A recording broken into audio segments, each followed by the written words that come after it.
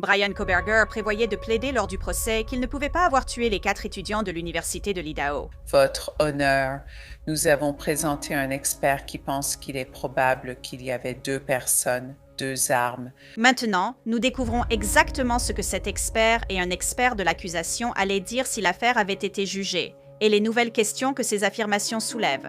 Je vais tout vous expliquer. Je suis Angelette Lévy, voici Crime Fix.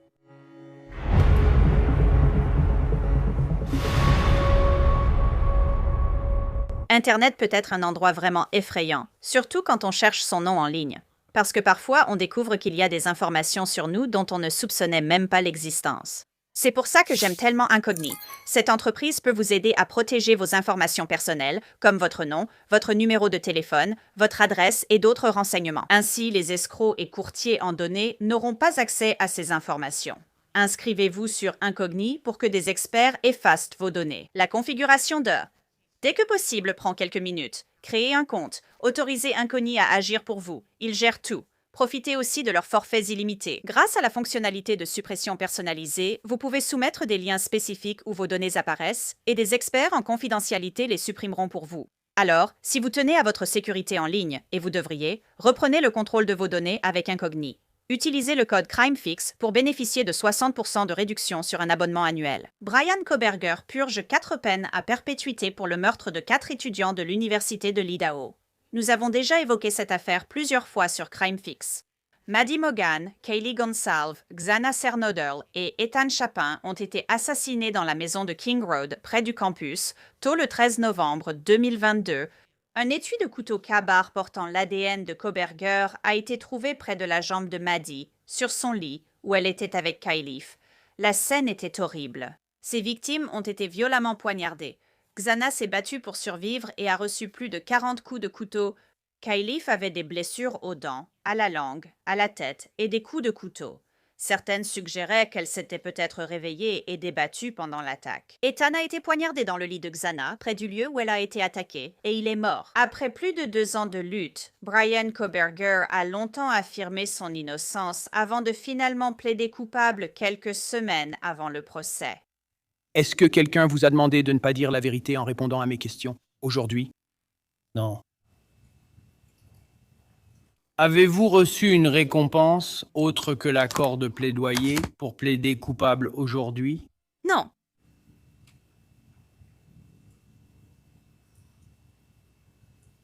Plaidez-vous coupable parce que vous êtes coupable? Oui. Les avocats de Koberger comptaient faire témoigner un expert affirmant son innocence lors du procès. Votre Honneur, nous avons présenté un expert qui pense qu'il est probable qu'il y ait eu 2 personnes, 2 armes. Le docteur Brent Turvey, spécialiste en reconstitution de scènes de crime, a témoigné. L'État disposait d'un expert pour contredire son avis. Paulette Sutton, experte reconnue en analyse de projection de sang, fait ici une présentation il y a quelques années. Ce matin, nous avons dit que seule la preuve matérielle ne vous mentira jamais. Elle vous dit toujours la vérité, il suffit simplement d'apprendre à lire cette preuve. Turvey et Sutton, toutes les deux, auraient été des témoins convaincantes, alors voici ce qu'elles auraient toutes les deux dit. Concernant l'affirmation de Turvey selon laquelle il y avait 2 tueurs et que 2 armes ont été utilisées, Dr. Turvey fait référence à des indices indiquant la présence de plus d'un assaillant. Il est peu probable qu'Ethan soit resté dans son lit après s'être réveillé alors que Xana se faisait attaquer devant lui. Ces éléments de preuve et ce contexte commencent à suggérer l'existence d'un second agresseur. Cette question sera abordée dans une section ultérieure de ce rapport. Nombre de suspects. 2 suspects minimum étaient impliqués dans cette attaque. Cela est indiqué par le fait que plusieurs armes ont été utilisées contre Kayleigh et que plusieurs types de forces létales ont été employés contre Kayleigh. Ethan et Xana semblent avoir été attaqués simultanément. Ceci est incompatible avec la théorie de l'État selon laquelle ces crimes ont été commis uniquement par une seule personne, a commenté Paulette Sutton en réponse. Des preuves montrent qu'Ethan Chapin et Xana Cernodle étaient proches après le début de l'agression, selon les faits. Et la découverte du sang et de l'ADN de Chapin sous les ongles des 2 mains de Xana Cernodle. Un seul agresseur pourrait maîtriser 2 personnes proches l'une de l'autre. surtout si l'agresseur est armé. Un seul auteur peut certainement utiliser plus d'une arme et employer plusieurs types de forces létales. Cela peut sembler discutable puisque Bryan Kohberger a plaidé coupable et admis sa culpabilité. Il n'a jamais eu à donner de détails sur le crime dans son accord de plaidoyer. J'ai demandé au procureur Bill Thompson l'an dernier Vous avez dit qu'on ne peut pas vous contraindre légalement. à le forcer à faire une allocution. Pourquoi ne pas demander une proposition de sa part? Et Anne, on le laisse plaider, mais il faut savoir où est le couteau, comment il est entré, etc., qu'il réponde à des questions. Pourquoi pas demander une proposition? Eh bien, nous en avons parlé entre avocats et nous avons décidé que nous voulions nous assurer que le plaidoyer de culpabilité soit solide, s'il allait plaider coupable. D'après notre expérience, et le juge Hippler en a aussi parlé, c'est que souvent, quand on demande aux prévenus d'expliquer, ils commencent à minimiser ce qui s'est passé. On ne peut pas leur faire confiance sur ce qu'ils disent. Et nous avons choisi, afin d'assurer un plaidoyer de culpabilité solide et durable sur tous les chefs d'accusation, de ne pas exiger plus que ce que le tribunal demanderait en ce qui concerne l'aveu par le prévenu de la véracité des faits reprochés. Une offre préalable vous aurait permis de la refuser et d'aller au procès. S'il minimisait, mentait, n'était pas honnête et pouvait vous conduire à l'arme du crime. Je comprends, Anne-Jeannette. Il aurait pu agir, mais rien ne dit qu'il l'aurait fait. Je doute que ça ait changé le résultat. Et notre intérêt, en réalité, était de pouvoir garantir un résultat certain pour les familles et pour le public. C'était l'objectif. Et nous avons aussi repensé au début de l'affaire. Je ne sais pas si tu es au courant, mais au début, quand le FBI a pris en charge cette affaire, ils ont envoyé des agents de leur unité d'analyse comportementale, leurs profileurs, pour travailler dessus. Et ils nous ont dit qu'en se basant sur ce qu'ils voyaient concernant la nature du crime, en voyant les crimes eux-mêmes, que même si on arrivait à faire parler la personne qui a commis ces crimes pour essayer d'expliquer pourquoi cela s'est produit, cela n'aurait aucun sens pour des gens comme nous. Et on ne peut pas leur faire confiance pour dire la vérité. Parce que des personnes comme ça vivent dans leur propre monde, qui est totalement étranger à ce que nous, gens normaux, comprenons et pouvons assimiler. Donc cela a aussi été un facteur dans nos réflexions. C'était probablement l'une des affaires les plus bizarres que nous ayons jamais vues, je pense. Et ce sentiment était partagé par des enquêteurs expérimentés qui travaillaient sur l'affaire depuis le tout début. La docteure Turvey devait également témoigner qu'une seule personne n'aurait pas pu commettre les homicides en quelques minutes, comme l'affirmait l'État. La docteure Turvey affirme qu'il aurait fallu trop de temps à l'auteur pour nettoyer après l'agression. D'abord, planifier, peu importe le niveau de préparation pour ce crime. Cela a causé trop de victimes et un surplus de transfusions et de vêtements ensanglantés chez les suspects. Cela a pris plus de temps pour agir et nettoyer avant de partir. Deuxièmement, les actes de précaution. Les actes de précaution dans cette affaire incluent l'exécution des témoins vivants. Nettoyer mains, pieds, coupures, chaussures et vêtements tachés de sang avant de partir, puis éliminer ces vêtements et les armes utilisées. Des preuves directes de ce nettoyage figurent dans une partie du sang dilué transféré, retrouvée dans plusieurs zones de la maison. Les preuves indirectes incluent l'absence de traces sanglantes provenant des pieds et des mains, malgré les déplacements des suspects dans les maisons, l'ouverture nécessaire des portes et l'absence d'empreintes de chaussures ensanglantées sur les lieux. En général, tout cela aurait nécessité beaucoup de temps sur les lieux pour nettoyer, peut-être des heures. Ce qui est incompatible avec la théorie de l'État selon laquelle ces crimes ont été commis dans un intervalle de temps inférieur à 15 à 20 minutes après 4 heures du matin, Paulette Sutton a commenté. Se laver ou s'essuyer les mains prend peu de temps, surtout si tout est prêt. Retirer vêtements de protection et couvre-chaussures ne prend que quelques secondes. Pour en parler, j'invite l'animateur du podcast Body Bags, Joseph Scott Morgan. Enquêteur médico-légal spécialisé des décès, il est expert sur cette affaire. Nous la suivons depuis le début. Merci Joseph de me rejoindre. Je voudrais d'abord te demander, parce qu'on va aborder beaucoup de sujets aujourd'hui, je veux te demander toute cette histoire de 2 armes et de 2 tueurs. C'est là-dessus que la défense comptait s'appuyer. Bien sûr, ils allaient affirmer que Brian Koberger n'était pas coupable. Il y avait deux auteurs, l'un d'eux, tu sais, aucun des deux. L'un d'eux était Brian Koberger et deux armes ont été utilisées. Et qu'en penses-tu compte tenu de ce que nous savons maintenant? Oui, je veux dire, c'est juste pour que je puisse comprendre. C'était, tu sais, seulement quelques heures avant qu'il n'entre au tribunal. Il avançait encore cette théorie, où il était allégué, tu sais, qu'il allait la présenter. Ils essayaient d'exploiter cela d'une certaine manière. Et pourtant, il est allé au tribunal et il a admis ses meurtres. Je n'ai jamais cru à la théorie des deux personnes. Je pense que la plupart des gens, vous savez, sont d'accord pour dire que c'était lui et lui seul. Beaucoup de travail a été consacré à cette affaire. Et écoutez, je suis tout à fait pour, si la défense a un autre coupable, je pense que ce serait formidable s'il pouvait le nommer. Parce que, voici la réalité, cette personne est libre. À quel point accordez-vous de l'importance à la sécurité publique? Si vous pensez qu'il y a quelqu'un d'autre dehors qui a commis cette horreur, s'il vous plaît, dites-nous qui c'est. Parce qu'évidemment, vous aviez une sorte d'intuition que la police n'avait pas. Et j'aimerais vraiment la voir. J'aimerais voir cette preuve, ne serait-ce que pour cette raison. Rien que pour la sécurité de base des citoyens de cette région, des citoyens de l'Idaho et d'ailleurs. Ils disent qu'il y a deux personnes, ce qui augmente la probabilité qu'elles partent séparément et cause plus de dégâts. Donc si vous avez cette information, diffusez-la, laissez tout le monde la voir pour le bien de toutes les personnes impliquées dans cette affaire. C'est un point intéressant que vous soulevez, parce que Brian Koberger, comme nous le savons toutes les deux, lorsqu'il est allé au tribunal, le juge Hippler lui a posé un certain nombre de questions lors de l'audience de plaidoirie. Comme nous le savons, il n'a pas été obligé de faire une allocution dans le cadre de l'accord de plaidoyer, on ne lui a pas demandé de fournir des détails sur ce crime. C'était vraiment minimal, du genre « Oui, je l'ai fait, c'est tout ». Il a dit qu'il avait fait cela, et lorsque l'exposé des faits a été lu, disant qu'il avait fait ces choses, il n'a contesté aucun des points. Il a dit qu'il était coupable. Vous soulevez un bon point. S'il y a quelqu'un en liberté, la défense devrait fournir cette information pour la sécurité publique, mais affirme souvent que résoudre les crimes n'est pas son rôle. Non, mais ils ont clairement une indication qu'il y a d'autres auteurs impliqués dans cette affaire. Et ce qu'ils disent l'emporte sur ce que la police a fait. Le travail qu'ils ont fourni de leur côté.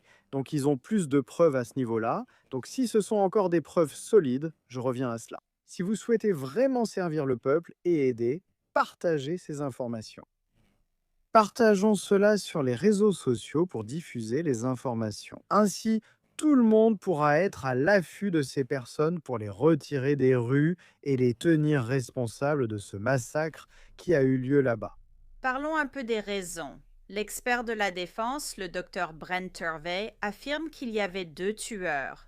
Deux armes, en gros. Il dit tout d'abord qu'il n'est pas raisonnable de penser qu'Ethan serait simplement resté allongé dans son lit sans se réveiller. Quand Xana se fait attaquer juste devant lui, et il dit que cela constitue une preuve et un contexte pour vous montrer qu'il devait y avoir un deuxième agresseur. Il y avait aussi d'autres raisons pour lesquelles il pensait qu'il y avait un deuxième agresseur. Rien que la période pendant laquelle cela s'est produit, en moins de 10 minutes environ, ces meurtres ont eu lieu. Il évoque aussi la force utilisée, précisant que plusieurs armes ont été employées contre Kaylee. Nous savons que les blessures de Kaylee étaient vraiment atroces. Elle avait tellement de blessures à la bouche et à la langue. Je pense qu'elle s'est réveillée pendant l'attaque. Maddie était très ivre. Son alcoolémie dépassait 3 fois la limite légale, donc elle ne s'est sans doute pas réveillée ni défendue. C'est ce qui était indiqué dans certains des premiers documents judiciaires concernant certains de ces témoignages d'experts.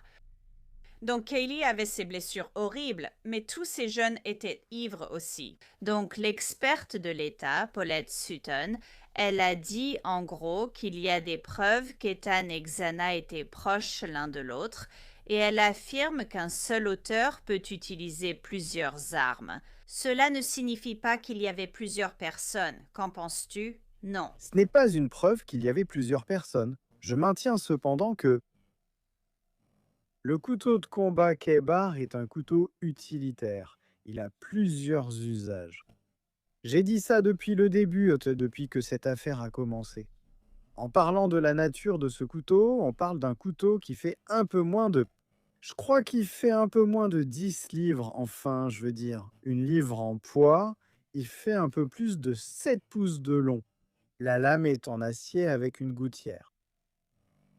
Et elle est conçue pour tuer, mais elle est aussi faite pour être utilisée sur le terrain. Vous pouvez l'utiliser comme les marines pour creuser des tranchées sans outils d'excavation.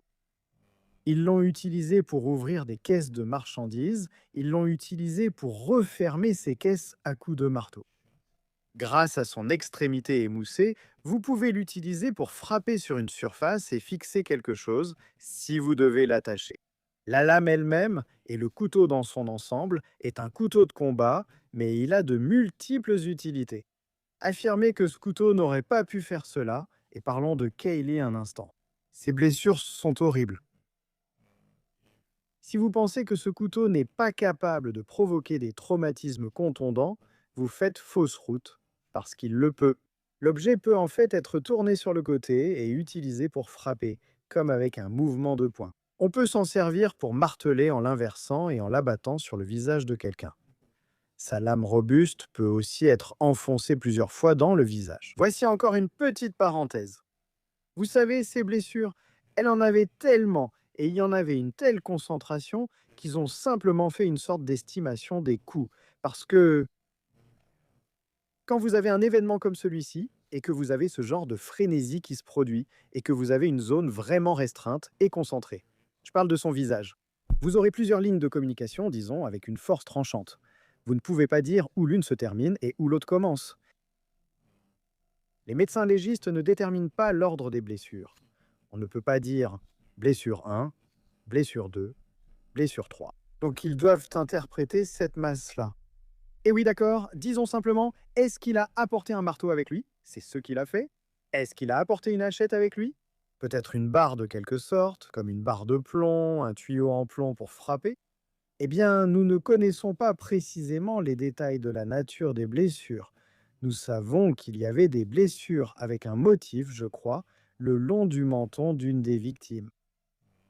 J'avais entendu parler de ce genre de présentation de bagues que nous avions vues. Le manche du Khaybar a en fait ce genre de profondes rainures qui y sont taillées. Je ne sais pas si c'est de là que provient ce motif. Mais on peut quand même prendre cette arme, ce couteau utilitaire, et l'utiliser de plusieurs façons. Tout cela peut finir par un résultat mortel.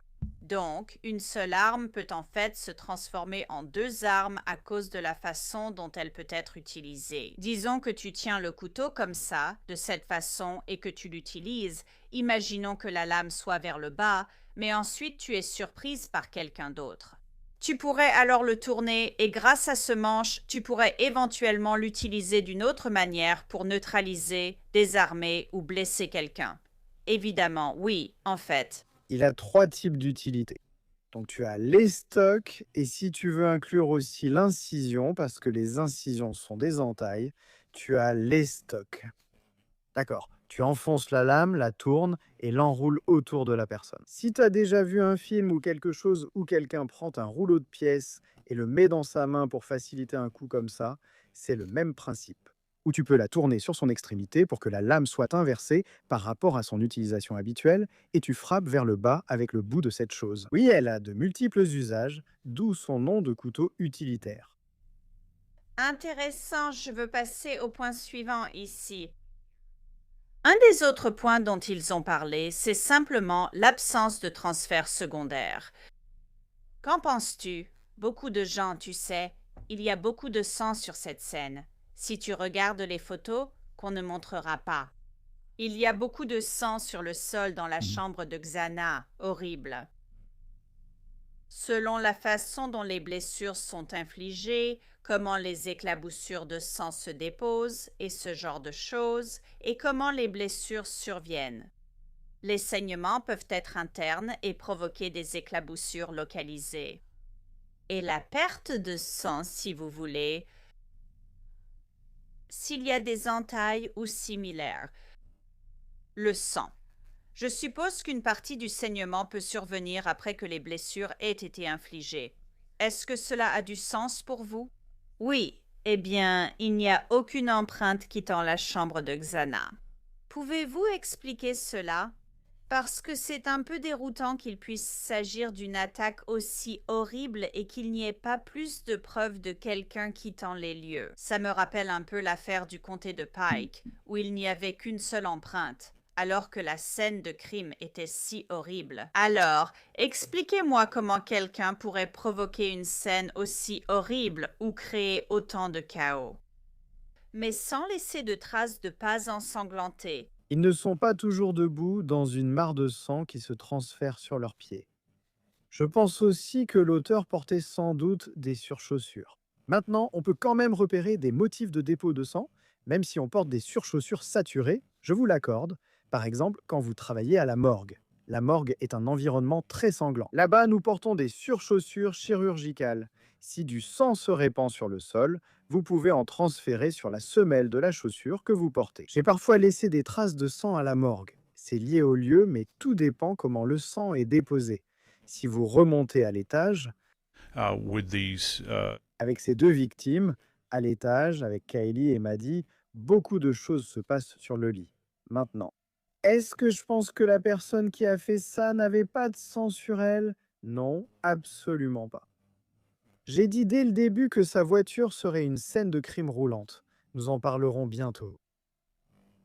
Je pense qu'il avait une protection sur son corps et que cela se serait transféré sur le vêtement ou les vêtements qu'il portait. Bien sûr, je pense qu'il se débarrasse des vêtements, mais cela ne veut pas dire que ce sera sur la plante de ses pieds à ce moment-là. Donc quand il sort de la pièce et le transfère là-bas, on arrive à Xana, Ethan.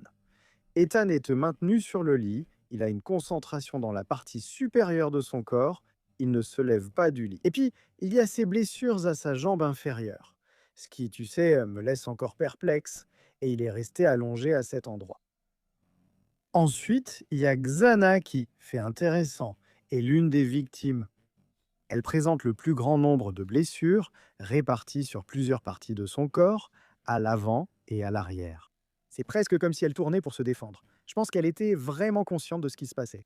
Mais cela ne garantit pas qu'il crée une flaque de sang où il marchera, puis la transférera en sortant. Si on commence à y réfléchir, tu te souviens des combinaisons Dickies dont on a beaucoup parlé. Ce système de combinaisons Dickies qu'il aurait pu acheter quelque part. Elles ont de grandes poches, n'est-ce pas? Donc avant de quitter cet endroit, tu te débarrasses de tout type de protection pour les chaussures que tu pourrais avoir. T'as laissé la porte arrière ouverte, tu mets tes gants dans ta poche. Tu quittes complètement cet endroit, tu retires ce vêtement de toi, puis tu t'en débarrasses ailleurs. Je pense que lorsque cet individu est entré dans la maison, si c'est par les portes coulissantes, ce que je pense qu'il a probablement laissé la porte ouverte. Sachant qu'il devait s'exfiltrer et qu'il ne voulait pas remettre la main là-dessus ou interagir davantage avec, c'est juste mon avis sur la question. Donc oui, ce n'est pas parce que vous entrez sur une scène sanglante, et j'en ai vu beaucoup, que vous allez forcément avoir du sang sous les semelles de vos chaussures. C'est intéressant que cela se transfère forcément. Vous voyez, la défense comptait aussi sur cette preuve pour montrer qu'il y avait deux auteurs et non Brian Koberger. C'était cela. Vous voyez, ces échantillons d'ADN masculin inconnus jamais entrés dans Codis. L'un a été trouvé sur une rampe dans la maison, l'autre sur un gant dehors. C'était un vrai point de discorde. Ils n'ont jamais entré les échantillons dans Codis, affirmant qu'ils étaient trop dégradés. Un document dans la dernière série affirmait simplement non. Ils n'étaient pas probants car l'ADN sur l'étui du couteau Kebar l'était. C'est pour ça qu'on l'a inclus. Il a littéralement été retrouvé juste à côté de l'une des victimes. Ces autres échantillons n'étaient pas probants, donc non entrés dans Codis. Cependant, l'influence sur un jury reste inconnue. Non, tu ne sais pas. C'est pourquoi je pense qu'ils auraient dû les saisir. Je pense que cela dépend fortement de la façon dont tu définis probant, n'est-ce pas? Parce que maintenant, il y a plein de gens ici, comme toi et moi le savons bien, qui croient que deux personnes étaient impliquées dans cette affaire. C'est une affirmation très très forte. Donc, si c'est le cas, tout cela aurait pu être éclairci s'ils avaient été impliqués et avaient vraiment poursuivi ces deux pistes. Tu dis que Universal, toi, enfin pas toi, mais on affirme qu'ils étaient trop dégradés. Voici une explication simple. Que veux-tu dire par trop dégradé? Pourquoi n'ont-ils aucune valeur pour aller au bout de cette affaire? Tu veux suivre chaque piste et c'est important. Cela aurait dû être exploré. Je pense que cela aurait dû être exploré. Et s'ils ne l'ont pas mis dans Codis, je veux dire, tu peux faire de l'IGG et ça n'a pas été fait. Et peut-être qu'il y a des directives à ce sujet. Qu'en penses-tu? Ton rôle, c'est d'éliminer le doute en tant qu'enquêtrice. Oui, c'est ça. Ne pas le laisser planer comme ça. Oui, j'appelle ça un entonnoir d'enquête. Au début, là, tu mets des informations de manière assez simple, mais tu essaies de réduire ton champ pour pouvoir exclure tout le reste. Avec ces échantillons de sang, je pense que c'est significatif et aurait dû être examiné. Et encore une fois, He did. il l'a admis devant le tribunal, mais cela pose un problème plus large, même s'ils disent qu'il ne peut pas faire appel. Les temps et les choses évoluent, ce qui pourrait poser problème à l'avenir avec cette affaire. Je pense qu'il ne pourra peut-être pas faire appel à proprement parler, mais il existe encore d'autres recours et je pense toujours qu'il y a des points de pression. Oui, des points de pression. Et je n'exclus pas la possibilité qu'une requête fédérale en habeas corpus soit déposée à un moment donné dans cette affaire. Je pense simplement qu'il y a des choses qui peuvent surgir ou être révélées et j'attends juste de voir si cela arrive. Oui, moi aussi. L'expert de Blo 2 a soulevé d'autres points et je suis pour l'intervention d'experts. Parce que tu sais, d'un point de vue scientifique, il est important de pouvoir examiner chaque aspect de l'affaire. Et il est important qu'ils engagent cette personne pour examiner et donner un avis. Je me demande si cette personne... Tu te souviens d'Angelette quand je pense que Koberger était encore en Pennsylvanie?